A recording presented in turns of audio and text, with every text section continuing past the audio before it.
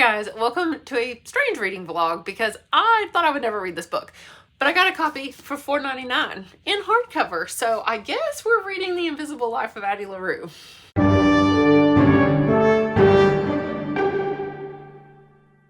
Also, welcome to my son's bookcase. This was just a good place to film today. I don't know. It's late at night and I'm very tired and he's not in bed yet, so I'm in here. Anyway, I found this at Ollie's, which is like a little cheap discount store. They sometimes have really good books. If you've never been to an Ollie's or you don't have an Ollie's, oh my gosh, you got to find one because they are amazing. We don't have one in the city where I live, but anytime I go to an Ollie's, I look for books because they are so cheap sometimes. I got this hardcover for $4.99. Sometimes there's something wrong with them and that's why they're discounted, I think. Like they get them from other places, you know, they can't sell them at full price because of like a little nick there or something. This one looked the best though. They had some other copies, but I didn't really see much wrong with this one. So why it's $4.99 for a brand new, not used hardcover is beyond me. Looks just fine.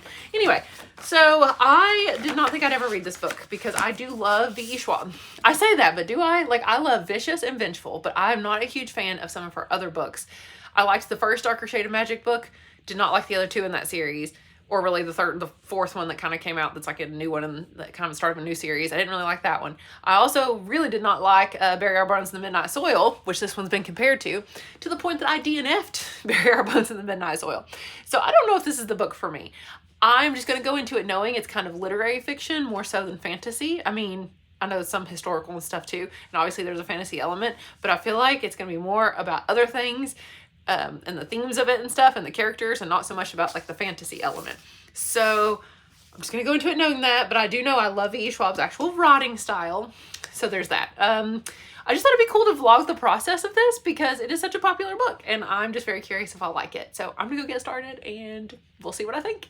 Okay, I am now on page 49. So I feel like this is a good time to give you an update, like 50 pages in. Why did I not make it one more page? I don't know. I was at a good stopping point. Also, did you see my bookmark? Somebody at school got me this and it's like Harry Potter bookmark with a little feather and a little snitch on the end. Super cute. Anyway, so I'm on page, well, I just took it out, but I'm on page 49, which is not very far because this book is actually really long. The pages are tall. You know, it's a hardcover. It's like 450 pages and they are long pages. So it's taking me quite a while to read each page. I also have the audiobook for this. It was available on Hoopla, I believe is where I got it. Like, so I could just get it immediately so I can start listening to the audio. I don't know if I like the narrator, but we will see. So far it is moving faster than I expected because I knew the general setup and I thought it was going to take forever to get through the general setup. Like, I feel like everybody knows kind of the plot. I did not actually read the plot synopsis because I didn't want to know anymore. All I knew was that it was about a girl who made some kind of deal in the past to be immortal or something, and that she, kind of the price that she wound up having to pay was that she is now literally not invisible, but that people forget her or something. Like when they leave, I'm not sure the magic of it yet, but something about when they, you know, when she leaves the room, they forget her, or the next day they forget her, or whatever the case is. I'm not really sure about, like I said, how the magic works, but they forget her and therefore she can't make connections or anything. And she's just going through the motions. And then somehow she winds up maybe working at a bookstore and maybe she meets a dude. Maybe there's a romance. Maybe somebody actually remembers her. Is that what it is? Somebody actually remembers her now, something. I don't know. Like I said, I barely read the synopsis like years ago because I did not want to know anything else. And so far, all of that's kind of happening really quickly. So I thought it was going to take forever to have a long, drawn-out backstory of what happened in the past to get her to this point. But no, it was just like, okay, let's just make this deal. And now, okay, here's where she is in the present. So I feel like things are going to start happening. I'm hoping it'll be pretty fast-paced from what I'm gathering because I hate it, and I say it all the time, I hate it when the plot synopsis here at the beginning in the, you know, front cover gives us all of the stuff that's going to happen for the first half of the book. And then you're like, the first half, you're bored because you've already known to expect all this. But so far, I have hope that maybe some new stuff will happen that I don't expect. And maybe I'll like where it goes, maybe I won't. But love the writing style, love V.E. Schwab, love her short chapters, love the way she always structures it in parts. I feel like every book she ever writes is kind of structured the same way. And you can tell it's her writing style for sure. But yeah, I mean, it's definitely not as bad as I expected. But will it still be probably like a 3-star for me? Maybe. Am I going to finish it? I don't know. Probably. I don't think I'll DNF it. I think I'll finish it unless I get really bored. This will be so funny. These are my predictions, and it's, by the end, I'm going to either like probably love it or hate it. Who knows? So, okay, I'm going to keep going, and I'll update you again sometime soon. This weekend, I'm going to Ashland, and I will have 3 days where I probably won't have a ton of time to read, but maybe a little bit. Also, here's my little dog friend over here with me while I'm reading. This is Ella. Aww. Okay, let's find where I was at in my, I had to put the cover back on, but I cannot read it with the covers on. I don't know about you guys, but that is like super annoying. Okay, I was on page 49. Like I said, the chapters are short. And okay, we are back to France in 1774. Okay, here we go. Okay, we're in Ashland for just a little bit longer. We're about to leave, but I thought I would give you a quick reading update. And also, oh, hello. This is the bedroom that I sleep in here. And look, it's got me and my husband. And let's see, I think we're on the wall over here. There's our pictures. It's like a shrine to us in this bedroom. I'm now on page, let me look. 124 of The Invisible Life of Addie LaRue. So, not that much farther probably than when I updated you last. I don't remember when I updated you last, honestly. Was it 100? I don't know. Anyway, I thought it was time for an update. So, something happened, I don't want to tell you what, narratively. Not, I mean, something with the style of it. I don't want to give it away. But something happened that's not to do with the plot necessarily, but just with the way the story is told. And I was not expecting it, and I was kind of pleasantly surprised. So, I have enjoyed that aspect of it. Also, I'm on part 2 now. So there's still quite a few flashbacks to the past, which, I mean, I guess we need that because we still need to know how she learned about all the specific rules of her curse and stuff. So, I mean, that part's kind of interesting. The only thing I wish, and maybe this is just me, I just wish that there was more to it than the one storyline. Like, it's just the one thing happening. And I'm just so used to reading things like Game of Thrones or the Dresden Files, where there's so much other stuff going on and there's so many characters doing so many things. And that's not what this book is. And I get that. Like, that's not what it was supposed to be. But I think I'm turning into a different kind of reader that wants those sweeping, epic world, you know, with the world building and all kinds of different stuff. This is just like such a contained story about one person, and I don't think that's for me anymore. That's just not the type of reader I am. And I wonder if that's what happened with the Vampire Chronicles, and when I tried to reread Interview with the Vampire and it kind of failed miserably, is that it's just not it's not what I'm into anymore necessarily. But anyway, I'm gonna keep going because I have the audiobook. Now, would I don't know if I would DNF this, but I don't feel one way or the other. It's like 3 stars, so maybe I would DNF it. But I'm going to read it for this vlog because it is so popular. I feel like I have to read this book. And also, I did find out that this author, V.E. Schwab, who's one of my, like I said, sort of my favorites, I guess. I love some of her books and some are just okay. But I love the Vicious and Vengeful series. And I have always heard that there was going to be a 3rd one called Victorious, but I never thought it was really actually going to come out. It is coming out this year, officially, like towards the end of the year. I think like October or November. So we're really going to get more from that world. And I'm so excited because I love Vicious. So really, if anything, this just makes me want to reread Vicious. It's time for a car update because when else do I have time to update? I'm a little over halfway. I think I forgot to move my bookmark this morning. I was listening to the audiobook. Anyway, I'm like a little over halfway, and somebody told me that there was a plot twist that happened around halfway. Something did happen around halfway, and I would not call it a plot twist. I would just call it the plot. Just like something actually happened. It might have been the first thing that really happened. Like, there's nothing that really happens in this book. There's not much plot, and honestly, I don't care about Addie LaRue, the character, so then, like, why am I reading it? I mean, the writing, I guess. The writing is good. There's not really much atmosphere or vibes because, like, the setting is just all over the place, so I feel like it can't be very vibey or something. I keep in my mind comparing it to Interview with the Vampire, or like the Vampire Chronicles by Anne Rice, and it just can't compare. It's like, well, she could make New Orleans almost seem like a character, right? Because the whole thing took place in New Orleans. This takes place in different places, well, mostly New York and Paris, but like she's not describing it really at all in those places. So, and there are really no other characters that much. And I had a thought as to where the story was going, and I honestly wish it had happened. But my prediction was that she's going to fall in love with the shadow guy that she made the deal with from the beginning, and that he was actually going to be this guy that she meets in the modern day. I was like, oh my gosh, okay, I could get behind that. No, that's not what happened. Like immediately I was shut down. I was like, okay, that would have been cool, but whatever. So, and what is happening is not cool, and I do not care, and I do not like this book, and it's really boring, and I don't get it at all as to why people like it. I'm sorry, I just don't get it. And so everybody I talked to at school, there's a kid, literally a freshman, who this is like her favorite book, and we were talking about it the other night, and she just loves it so much. And one of the parents came up to the table. We were working this like 8th grade parent night, and one of the parents came up, and somehow we were talking about books, and I told her about reading this one, and she agreed. She's like, oh my gosh, that book was so boring. She's like, I just don't get it. I thought I was missing something. Oh, there's a pothole. No, well, I don't think any of us are missing anything, because there's not really anything there to miss. It's there's not much happening. And it's not really, I don't know, it's like if it's not really I guess it's a character driven book, but like I don't care about the character at all. I'm not connected to Addie at all emotionally. I do not care one iota about her. Sorry, I get a little bit mad about this book because it's just so blah. Like if it were bad, that'd be one thing. I could be like, oh, this book's terrible. It's not bad, it's just boring and like very mediocre. The only thing that stands out is the writing. I love V. Schwab's writing. It's really good. That's it. That's it.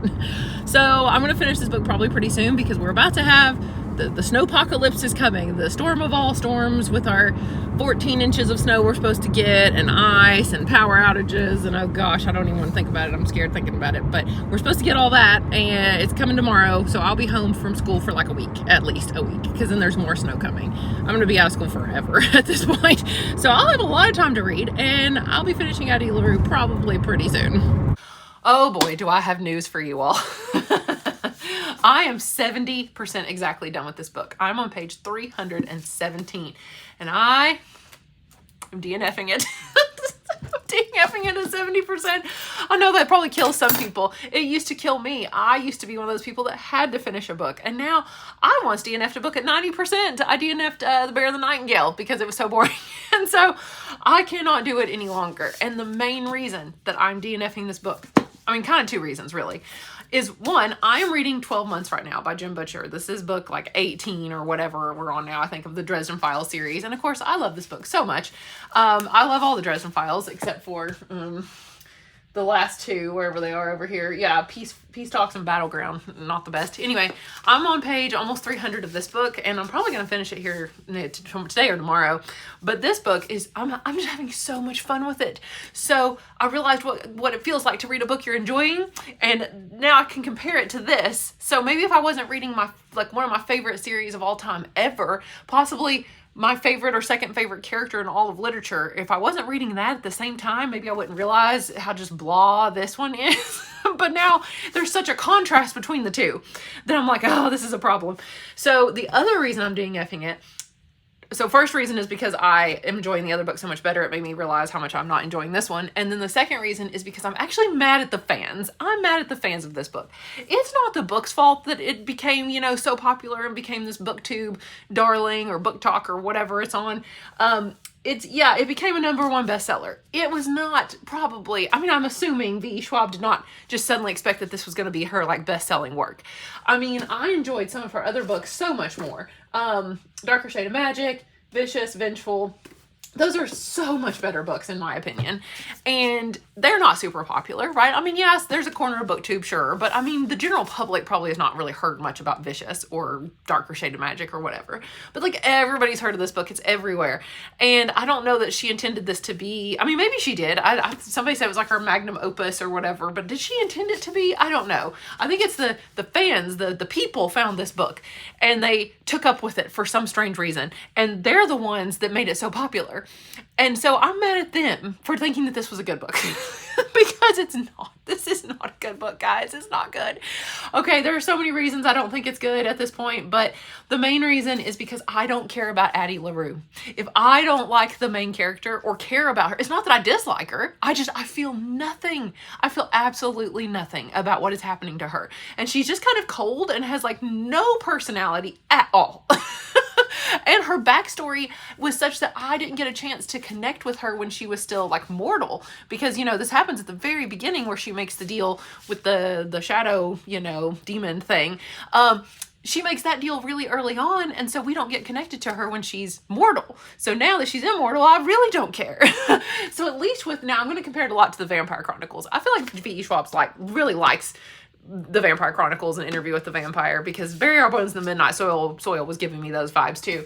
But you can't see my Anne Rice books up there. But my whole Anne Rice collection, the vampire Lestat, we really get to know Lestat for a large chunk of the book before he's even turned into a vampire, right? We get so much about Lestat in these books, and I know that's a series, and that's really kind of unfair to compare this to an entire series, because of course you can get more connected to the characters when it's an entire series. But there have been many standalone books where I have felt connected to the character. So it's not just because it's a series, but obviously a series would help. But when there's nothing else to go on, when there's like no real plot nothing is happening. Nothing is happening. The writing is good and that's about it. That's honestly the only reason I kept going. Usually I DNF a book unless something keeps me going. And this time the only thing that kept me going was the writing because it was really pretty. And that was it. I didn't care about anything else. There's no atmosphere. There can't be because there's not really just one setting. Like you can't really describe the setting. I mean, she doesn't even have a house, right? She has to go to different places like all the time. And then we've kind of jumped around in history to different places. So we can't be connected to a setting. I'm not connected anyway to the characters. The only reason she even likes the dude is just for like another reason that I don't want to spoil here, but they have no chemistry at all. I'm really hoping they don't wind up together because like it would make no sense. I'm hoping there's a plot twist at the end or something. I don't know, but I am going to do the unthinkable. I'm going to skim the ending right now in just a minute and you can watch me. I'll speed it up for you guys. I'm just going to skim the last like 100 or so pages here. I don't even know how many pages I had left. But yeah, a little over 100 pages. And I'm just going to see how it ends because maybe there's some sort of twist. But even then, I would not really care. I could stop right now and never think about this book again. Oh, so I'm setting up the time lapse really quickly to record this little reading clip. And I just had to tell you that one time I accidentally did a slow-mo video instead of a time lapse. And so when I was sitting there reading, I'm just sitting there and I did the video for 10 or 20 minutes and it was like hours of footage, it said. And I was like, hours, what in the heck? And it's because I had done a slow-mo for like 10 minutes. Which was so long. I was like, how did my phone even hold this long of a video? So I'm going to make sure to hit the time lapse button this time.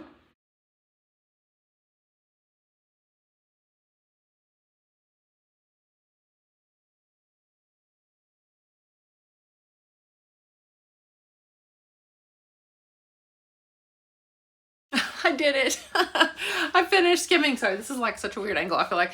I finished skimming The Invisible Life of Addie LaRue. I kind of wound up sort of reading a little bit more at the very end. Oh my gosh. I don't even know about the ending. I feel like it's so cheesy. Like, I sort of saw it coming. Not exactly the exact way it played out, but like I definitely predicted some of it. And it was just cheesy. It was just kind of silly. It's like she's had this idea for so long and she just thought it sounded so epic and so good. And it's like, oh, this is just going to be so good. Like they're just going to feel it and be like, oh, but it was too much. That means it was too much. It was too over the top, like kind of melodramatic. I would say would be a good word for a lot of the things in this book, like the way it's written. And of course I say I like her writing style, but it is a little melodramatic, I would say would be a good word for it. It makes it all sound so serious and so intense and all the feels. And it's like, yeah, but when you think about what's really happening, it's just kind of silly. And of course I'm a fan of fantasy. Like I can get past the fantasy part of it. It's not that's the silly part. It's just everything about it. I don't know. I don't really care about this book. I felt nothing, which is kind of the worst thing it could do, I think. Like if I actively hated it, that would be a different story. I could rant about it and at least I'd feel something, right? But in fact, I feel nothing. So I guess I can sort of say I finished it. I mean, I sort of DNF'd it at 70% and then skimmed the rest. And I just don't get it. I don't get it, the hype. I think maybe people that are used to reading general fiction and they picked this up because it's not really like super fantasy. I mean, obviously the whole thing is built around a fantasy element that she sort of has this invisible life and no one can remember her. But if they can get past that, then they're in it for like the writing and just maybe some of the plot twist, which like I said, are not really twist. It's more just the plot. Although in that last 30% more happened, I think, than in the entire book. So it's definitely too long. Like it is way too long. 100 pages of this could have been cut out for sure in the middle. Did not care. Some of the backstory stuff that we just did not need of all these different past events. Some of the stuff like before she meets the other guy, Henry, in the bookstore, like some of that could definitely have been cut out. I guess it was there to make me care, but it didn't. It didn't make me care. In fact, it just made me more like bored. So that could have gone. I don't know. So it's really hard for me to say anything else because I just didn't really feel much. But I think if you remotely enjoyed this book or even like the premise of it, you should just read, well, not really the premise, just if you remotely enjoyed this book, you should read Interview with the Vampire. It's so much better. Or just the Vampire Chronicles in general. If you want to read about people, immortals, living long lives, and you're actually connected to the characters and care what's going on, and there's still not a much plot in the Vampire Chronicles, I'm not gonna lie, like some of them have more plot than others, but the writing is so good, the atmosphere is so good, the city itself of New Orleans seems like a character and everything about it is way better than this. So V. Schwab, me and V. Schwab, man, we just have a love-hate relationship where I've loved a couple of her books and not really cared about the rest. So fingers crossed that Victorious will be good, because I love Vicious and Vengeful, and Vicious is one of my favorite books ever, I would say. Top 10 for sure. And then Vengeful was pretty good too, like 4.5 stars I think I gave it. And then yeah, Victorious I thought would never come out, but it's coming out this year, so fingers crossed that it'll be better. So that is my overall thoughts of Addie LaRue. What am I going to rate it on Goodreads? I'm going to rate it below 3 stars, because 3 stars implies that I like thought it was decent and okay. But since I felt literally nothing, and I'm not mad at the book. I'm mad at the fans of the book for making it so popular. Like, why did we make this book so popular? It could have just gone off into obscurity, you know, that would have been fine. But we made this thing a #1 bestseller for some strange reason, when there's nothing important I mean, there's nothing in this book. There's no substance to it. In my opinion, I know everybody's going to be mad at me and be like, you missed the whole point. That's what people said with the Starless Sea. My Starless Sea review, people either are like, we totally agree with you, or they're like, you're really stupid and you didn't get it. So if you think I'm stupid and didn't get it, I don't know, maybe. But I just want more happening in my books, and I want to be connected more to my characters or to my setting. And I just didn't feel connected to anything. I don't know. There's nothing wrong with that. I didn't do anything wrong because I don't feel anything. That is not my fault, people. That is the writer's fault.